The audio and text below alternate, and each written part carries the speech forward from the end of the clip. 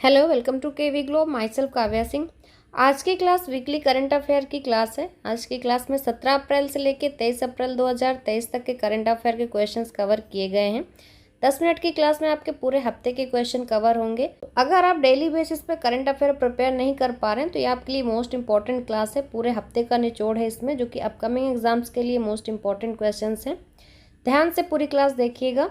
और class start करने से पहले आपके लिए एक क्वेश्चन है, नौकरी के समाचार कौन सा मंत्रालय देता है? तो इसके 4 ऑप्शंस दिए हुए हैं। सही आंसर आप लोग कमेंट बॉक्स में कमेंट करके बताइए। क्लास के एंड में इस क्वेश्चन का सही आंसर आपको बताया जाएगा। और अगर आप चैनल पर पहली बार आए हैं तो चैनल को सब्सक्राइब करके बेल आइकन ज़रूर दबा दीजिएगा। स्टार्ट करते हैं क्वेश्चंस। पहला क्वेश्चन है, किस केंद्रीय मंत्री ने संगठन से समृद्धि अभियान की शुरुआत की है? तो ये जो अभियान है इसका नाम है संगठन से समृद्धि। इस अभियान की शुरुआत ग्रामीण विकास मंत्रालय के मंत्री गिरिराज सिंह ने की है। इस योजना का एकमात्र मकसद है कि ग्रामीण क्षेत्र की महिलाओं को आर्थिक रूप से सशक्त बनाया जाए। इसीलिए ग्रामीण विकास मंत्रालय द्वारा देश की ग्रामीण क्षेत्र की महिलाओं को एसएचजी यानी कि सेल्फ हेल्प ग्रुप से जोड़ी जाएंगी ये महिलाएं, और ये अभियान पूरे देश में चलाया जाएगा। नेक्स्ट क्वेश्चन है, हिमाचल प्रदेश उच्च न्यायालय के कार्यवाहक मुख्य न्यायाधीश के रूप में किसे नियुक्त किया गया है? तो ये नियुक्ति हुई है जस्टिस तरलोक सिंह चौहान की। सही आंसर हो जाएगा ऑप्शन ए। अज्ञात शवों की पहचान के लिए डीएनए डेटाबेस तैयार करने वाला पहला राज्य कौन बना है? जो भी अनआइडेंटिफाइड डेड बॉडीज होंगी उनका डेटाबेस तैयार करने वाला पहला राज्य पूछ रहा है कौन बना है? तो ये राज्य बना हिमाचल प्रदेश। पहला ऐसा राज्य जो डीएनए डेटाबेस तैयार करेगा अनआइडेंटिफाइड डेड बॉडीज का। नेक्स्ट, एशियन डेवलपमेंट बैंक ने बाढ़ पुनर्वास के लिए बांग्लादेश को कितने मिलियन डॉलर का ऋण दे रहा है? सबसे पहले ये याद रखना है कि ये लोन बाढ़ पुनर्वास के लिए दिया जा रहा है। किस देश को दिया जा रहा है? बांग्लादेश को एशियन डेवलपमेंट बैंक दे रहा है। पूछ रहे कितने मिलियन का ऋण दे रहा है? 230 मिलियन का ये लोन दिया जा रहा है एशियन डेवलपमेंट बैंक द्वारा। सही आंसर हो जाएगा ऑप्शन ए, बांग्लादेश को दिया जा रहा है बाढ़ पुनर्वास के लिए। नेक्स्ट क्वेश्चन है, एशियाई चैंपियंस ट्रॉफी हॉकी टूर्नामेंट का आयोजन किस शहर में किया जाएगा?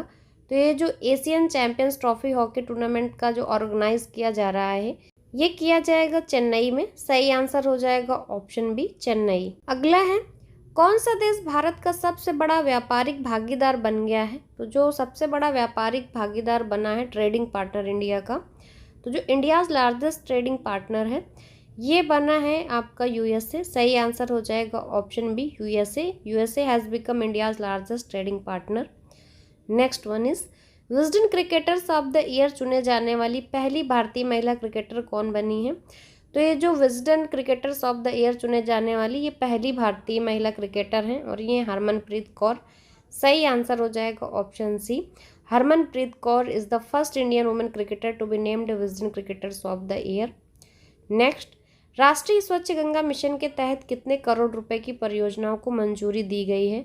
तो जो राष्ट्रीय स्वच्छ गंगा मिशन है इसके तहत दिया गया है ये परियोजनाओं की मंजूरी। इसका बजट पूछ रहा है तो 638 करोड़ रुपए की परियोजनाओं की मंजूरी दी गई है national mission for clean Ganga के लिए।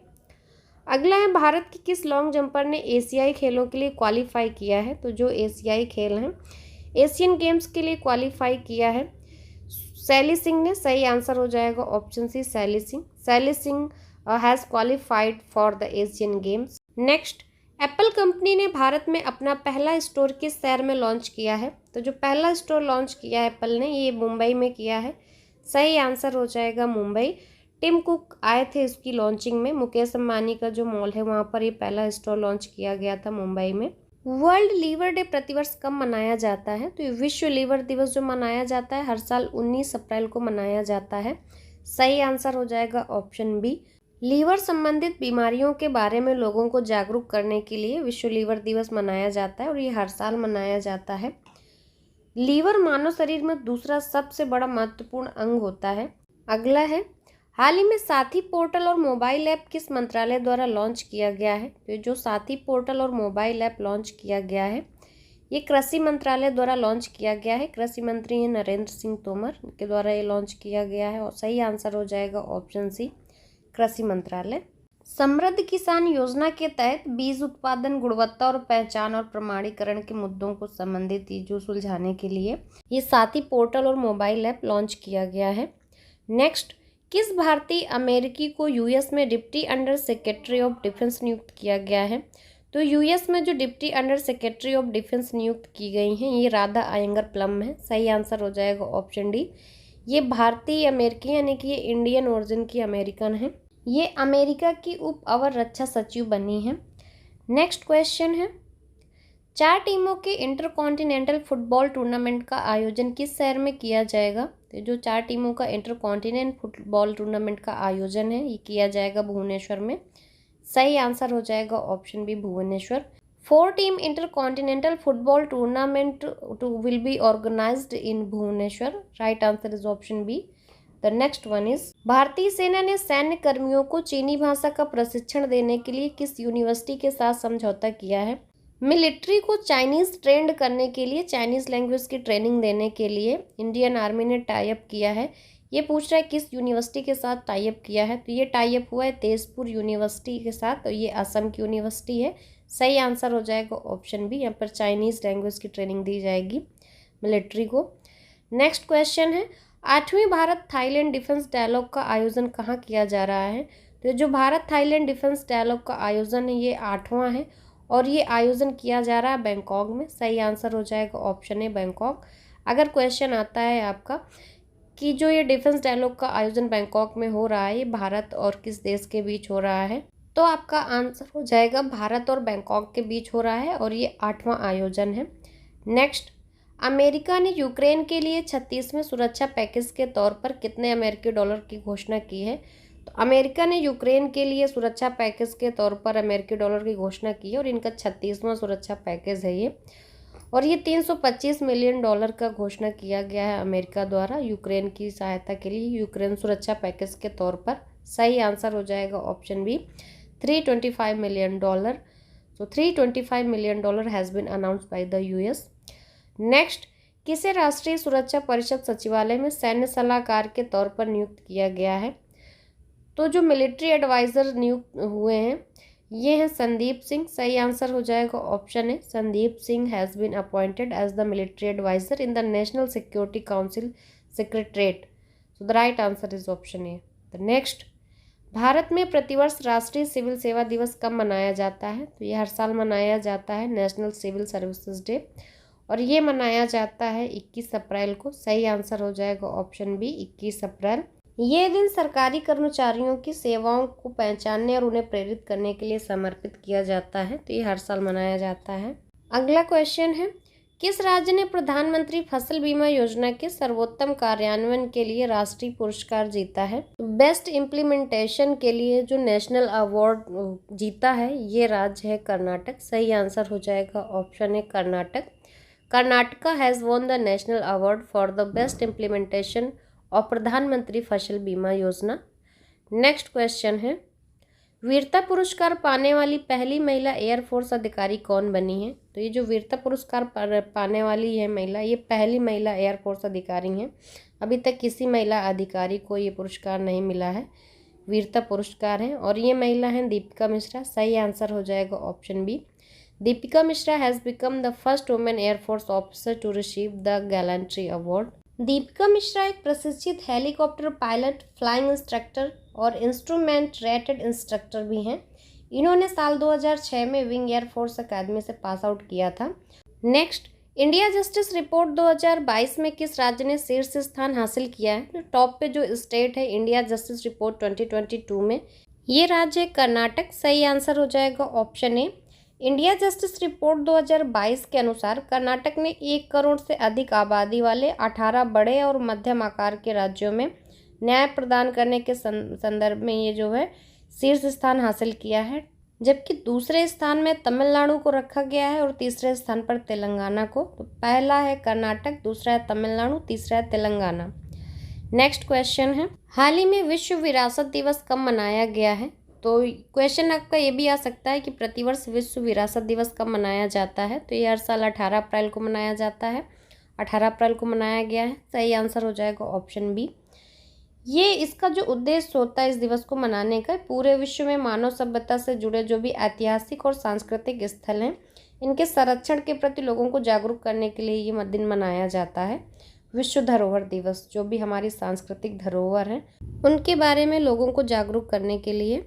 नेक्स्ट क्वेश्चन है, हाल ही में किस राज्य सरकार ने अपने सभी सरकारी विभागों में 2030 तक 100% इलेक्ट्रिक वाहन रखने का लक्ष्य रखा है? तो क्वेश्चन आपका ये भी आ सकता है कि किस राज्य सरकार ने और कब तक 100% इलेक्ट्रिक वाहन रखने का सरकारी विभागों में लक्ष्य रखा है? तो जो 2030 तक रखा है लक्ष्य, 100% इलेक्ट्रिक वाहन रखे जाएंगे। लेकिन आपको गौर करने वाली बात यह है कि पूरे प्रदेश में नहीं बल्कि सभी सरकारी विभागों में ये बोला गया है। तो ये प्रदेश कोई और नहीं बल्कि उत्तर प्रदेश है। उत्तर प्रदेश सरकार ने सभी सरकारी विभागों में 2030 तक 100% इलेक्ट्रिक वाहन रखने का टारगेट रखा है। नेक्स्ट, हाल ही में विश्व के 10 सबसे धनी शहरों की सूची में कौन शीर्ष पर रहा है? तो जो टॉप 10 लिस्ट आई है वर्ल्ड रिचेस्ट सिटीज़ की, इसमें पूछ रहा है कि टॉप में कौन सी सिटी है। तो टॉप में और कोई नहीं बल्कि न्यूयॉर्क है। सही आंसर हो जाएगा option C. New York has topped the list of world's 10 richest cities recently. So the right answer is option C, New York. Question है, हाल ही में कौन सा देश अंडर-20 फीफा विश्व कप की मेज़बानी करेगा? तो जो अंडर-20 फीफा विश्व कप की मेज़बानी है ये अर्जेंटीना करेगा। सही आंसर हो जाएगा ऑप्शन ए। अर्जेंटीना इंडोनेशिया के स्थान पर फीफा 2023 अंडर-20 विश्व कप की मेज़बानी करेगा। इंडोनेशिया को फीफा ने इसकी मेज़बानी करने से हटा दिया है, पहले इंडोनेशिया कर रहा था। विश्व फुटबॉल शासी निकाय ने यह घोषणा की है। अगला क्वेश्चन है, हाल ही में इसरो किस देश के टेलोस 2 उपग्रह को लॉन्च करेगा? तो जो टेलोस 2 सैटेलाइट है इसको लॉन्च करेगा इसरो, किस देश का है पूछ रहा है। तो ये सिंगापुर का। सही आंसर हो जाएगा option C, Singapore. ISRO will launch TeLEOS 2 satellite of Singapore. So the right answer is option C, Singapore. अगला है, हाल ही में किस राज्य के कुंभम अंगूर को जीआई टैग मिला है? तो जो कुंभम अंगूर है इनको जीआई टैग दिया गया है और ये अंगूर पूछ रहा है किस राज्य के हैं। सही आंसर हो जाएगा Tamil Nadu. Tamil Nadu's Cumbum angoor has got GI tag. So the right answer is option D. The next one is, हाल ही में किस राज्य सरकार ने विकलांग कर्मचारियों के लिए 4% आरक्षण देने की घोषणा की गई है? तो याद रखना 4% का आरक्षण देने की घोषणा की गई है। किसको? जो विकलांग कर्मचारी हैं, डिसेबल एम्प्लॉयज़ हैं, डिसेबल्ड एम्प्लॉयज़ हैं, सिर्फ उनके लिए है ये 4% का रिजर्वेशन। पूछ रहा है ये किस राज्य सरकार ने किया है? तो महाराष्ट्र राज्य सरकार ने, महाराष्ट्र की सरकार ने यह घोषणा की है कि 4% का आरक्षण दिया जाएगा विकलांग कर्मचारियों को। क्लास के स्टार्टिंग में आपसे क्वेश्चन पूछा था कि नौकरी के समाचार कौन सा मंत्रालय देता है, यानी कि जो नौकरी से रिलेटेड जो भी न्यूज़ आती हैं ये सारे मंत्रालय बने होते हैं, इनमें से किस मंत्रालय द्वारा ये दी जाती हैं नौकरी की न्यूज़? इसका सही आंसर है ऑप्शन डी, सूचना और प्रसारण मंत्रालय। तो जो सूचना और प्रसारण मंत्रालय है तो किसी भी समाचार न्यूज़ की सूचना इसी द्वारा दी जाएगी। तो इसका सही आंसर है ऑप्शन डी। आपको कन्फ्यूज़ नहीं होना है, इसमें आप श्रम और रोजगार मंत्रालय इसमें कन्फ्यूज़ हो सकते हैं सूचना और प्रसारण मंत्रालय में। तो सही आंसर है सूचना और प्रसारण मंत्रालय, इसी के द्वारा ये न्यूज़ जो है दी जाती हैं। तो ये थी पूरे हफ्ते के क्वेश्चंस की क्लास, जो कि कम टाइम में आपका पूरे हफ्ते का निचोड़ मिल गया है। क्लास अच्छी लगी हो तो ज़्यादा से ज़्यादा शेयर ज़रूर करिए जिससे बाकी लोग को भी ये क्लास मिले। अगर आप चैनल पर पहली बार आएँ तो चैनल को सब्सक्राइब करके बेल आइकन ज़रूर दबा दें, जिससे आगे आने वाली क्लासेस आपको ईजिली मिलेंगी। And thanks for watching.